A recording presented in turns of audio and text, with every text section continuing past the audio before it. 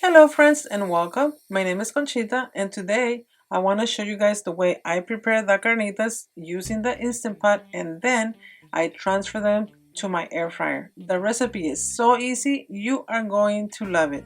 The carnitas are so crunchy and at the same time they're juicy, and these are the toppings that I like to add to my tacos.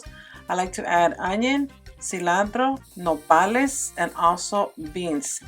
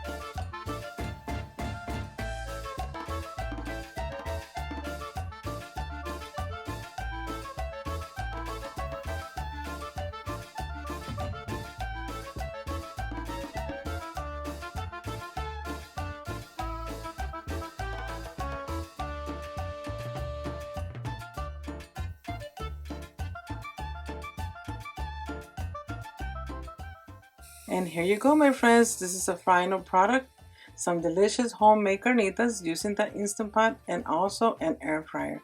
I really do hope you guys try this recipe, and if you do, please don't forget to leave me a comment. And also, if this is your first time visiting, please don't forget to subscribe. God bless, and I hope I'll see you next time. Adios.